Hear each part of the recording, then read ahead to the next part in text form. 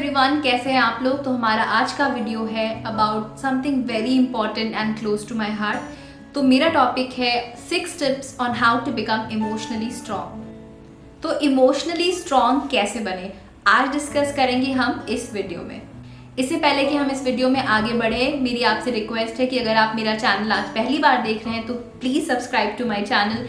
Each and every subscriber makes a huge difference in my life. तो मेरी life में मैंने सबसे ज़्यादा फीडबैक अगर कुछ सुना है, वेदर एट वर्क या फिर अपने फ्रेंड सर्कल में या अपनी फैमिली मेम्बर्स से, वो ये कि कम इमोशनल बनो। इतनी ओवर इमोशनल क्यों हूँ, इतना इमोशनली रिएक्ट क्यों कर रही हूँ, एंड थिंग्स लाइक दैट। तो जैसे मैं एक बहुत ही ओवर इमोशनल इंसान थी, जो कि मैं अब नहीं हूँ because I have work through it.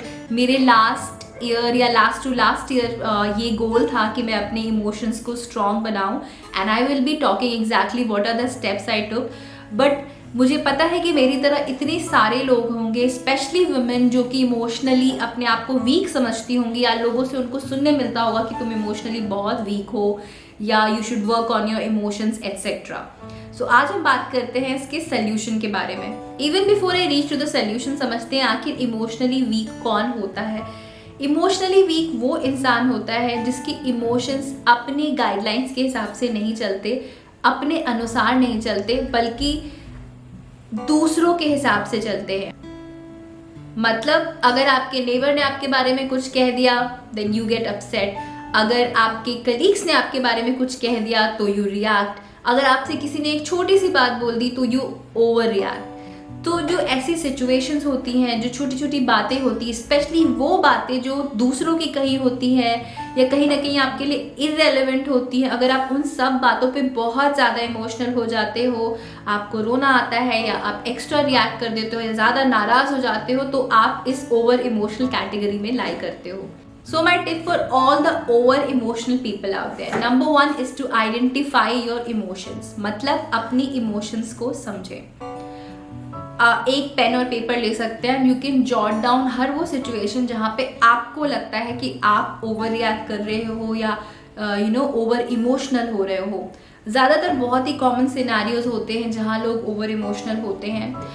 For example, अगर किसी कलीग ने आपके किसी काम में कुछ गलत बता दिया तो आप या तो हाइपर रिएक्ट कर जाते हैं या फिर sometimes you also start crying. I know that's funny but it happens. और कई बार ऐसा होता है कि आपके घर के फैमिली मेम्बर्स आपको जज करते हैं और आप उस जजमेंट को रियलिटी मान करके उदास हो जाते हैं या अपने अंदर कोई कमी ढूंढने लगते हैं। तो सबसे ज़रूरी ये है कि आप अपने इमोशंस को आइडेंटिफाई करें कि आखिर ऐसा क्या रीज़न है, what makes you cry when someone in particular says something about you, या फिर what makes you get angry when certain person is around you, या फिर वो आपके बारे में कोई फीडबैक देते हैं। what makes you so sad अगर आपके कोई नेबर आपको जज कर रहे हैं फॉर योर ड्रेसिंग और समथिंग। आपको सबसे पहले ये आइडेंटिफाई करने की ज़रूरत है। Point 2, separate your emotions from your brain. अब ये कैसे करते हैं? कहने का मतलब ये है कि हर चीज़ को एक बहुत ही न्यूट्रल पॉइंट पे आकर के सोचें। फॉर एग्जाम्पल, कई बार हमारा ओवर इमोशनल होने का या इमोशनली रिएक्ट करने का रीज़न ये होता है कि कोई क्लोज या कोई फ्रेंड या कोई रिलेटिव या कोई नेबर आपको जज कर रहा होता है या आपको बार बार आपकी वीकनेस की तरफ पॉइंट आउट करा रहा होता है। तो सबसे पहले अपने आप को उस सिचुएशन से सेपरेट करके शांति से बैठे बिफोर यू रिएक्ट और टॉक अबाउट इट। ये समझे कि वाकई क्या उनकी कही हुई बात रेलेवेंट है या नहीं है, सच है कि नहीं। Even for a certain percentage अगर वो बात सही है तो that is something you can work on.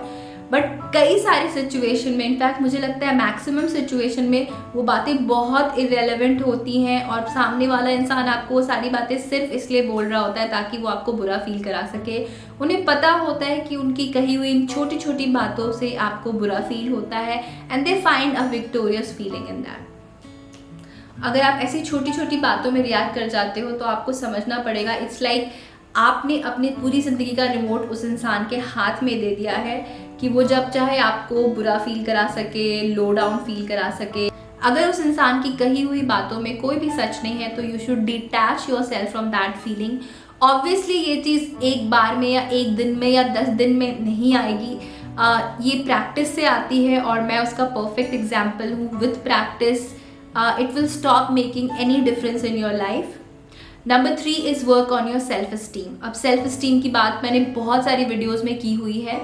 Self esteem का मतलब होता है कि आपका सेल्फ बिलीव आपके खुद के बारे में. What do you think about your self. अगर किसी ने आपको ऐसा कहा कि मे बी इन ऑफिस आपको कोई कहता है that you are a slow learner, या फिर ऐसा कहता है that you are not a team worker, आपको जाके खुद को समझना है whether you are a person like that. क्या आप एक टीम प्लेयर नहीं हो? क्या आप if you are lazy at doing something, you should be able to differentiate it. अगर आप अपने बारे में अपने आप को अच्छे से समझते हो तो आपको पता होगा that you are a hard working person, कि आप अपनी सारी रिस्पॉन्सिबिलिटीज प्रॉपरली हैंडल करते हो. और अगर आप ये सारी बातें, ये जो पॉजिटिव चीज़ें हैं अपने बारे में अगर आप जानते हो, आपकी सेल्फ इस्टीम हाई है, तो फिर आपको सामने वाले की कही हुई बात बिल्कुल भी बुरी नहीं लगेगी, बल्कि आपको समझ में अच्छे से आ जाएगा कि that might just be a strategy to make you feel down. और यही चीज़ अप्लाई होती है इवन इन योर रिलेशंस, क्योंकि घर में भी बहुत सारी पॉलिटिक्स होती है at times. You have to understand कि कौन आपको मैनिपुलेट करके आपकी जो वीक पॉइंट होती है ना उस पर ट्रिगर करने की कोशिश कर रहा है. So the next point is make a note of your trigger points. तो मैं अपना एग्जाम्पल देती हूँ. मेरी आदत है कि मैं कुछ एक मेरे टॉपिक्स होते हैं जो मेरे दिल के बहुत करीब होते हैं, और अगर कोई मुझे उन टॉपिक्स के बारे में बोलता है तो वो मेरा ट्रिगर पॉइंट है और मुझे उस बारे में गुस्सा आ ही जाता है. तो पहले जब मैं इस बात के बारे में अवेयर नहीं थी, अपने ट्रिगर पॉइंट्स के बारे में नहीं जानती थी, तो मैं अक्सर रिएक्ट कर देती थी, ओवर रिएक्ट कर देती थी सिचुएशन के बारे में. मेरा खुद का कंट्रोल नहीं था कि मैं कहाँ पे गुस्सा हो रही हूँ. कई सारी ऐसी बातें होती हैं जो आपके लिए इतनी सेंसिटिव होती है कि ना चाहते हुए भी आप उन बातों पे रिएक्ट कर ही देते हैं.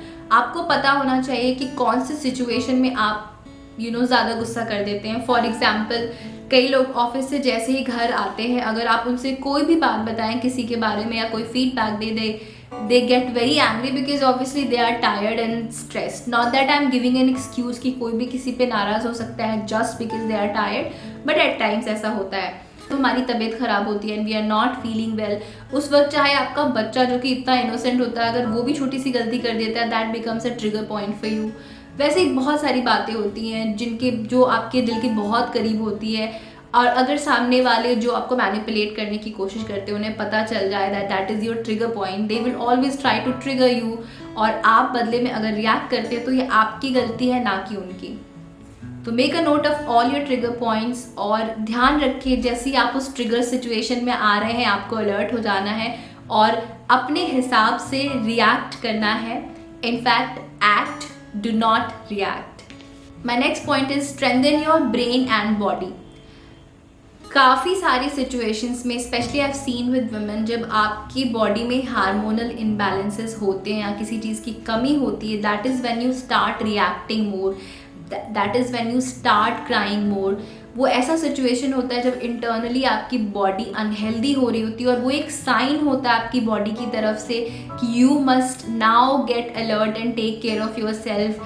अपनी सप्लीमेंट्स खानी चाहिए, आपको डॉक्टर से मिलना चाहिए, बट हम कहीं ना कहीं उसे इग्नोर कर देते हैं, and as a result we start hyper acting and reacting. कई बार बेवजह गुस्सा होने लगते हैं, रोने लगते हैं, हमें खुद भी समझ में नहीं आ पाता कि what is happening. So to all my beautiful ladies, जब भी आप ऐसी किसी सिचुएशन से जा रहे हो जहाँ सडनली आपका एंगर बढ़ गया है या आपकी गिल्ट फीलिंग बढ़ गई है, you are feeling very low, go head and get your hormones check. In fact किसी अच्छे डॉक्टर से मिलकर अपनी चेकअप कराएं.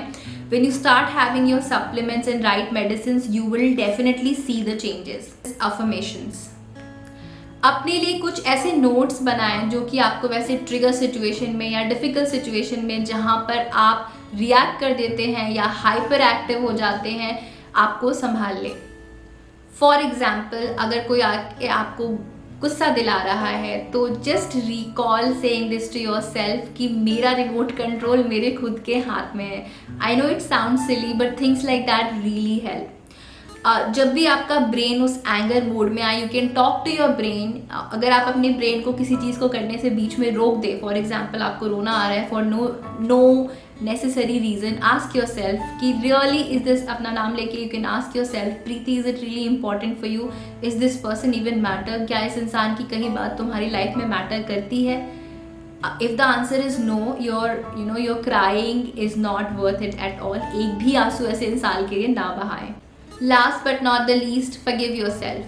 अगर आपने पास्ट में ऐसे हाइपर एक्टिव होकर के कुछ रिएक्शंस दिए हैं, आप रोए हैं लोगों के सामने, आपने ऑफिस में गुस्सा किया है, घर पे गुस्सा किया है, जहाँ आपने probably sometimes you were right to react, probably sometimes you were not right to react, but शायद आपको उस चीज़ का रिग्रेट है, तो please forgive yourself.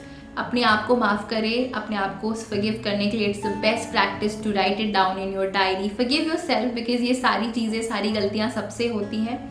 Even while you're practising this, जब आप इमोशनली स्ट्रांग होने की कोशिश करेंगे, it's not going to be easy. In fact आपको in the middle of the process ऐसा लगेगा कि मेरी प्रीति की बोली सारी बातें बेकार है, it's not working for me.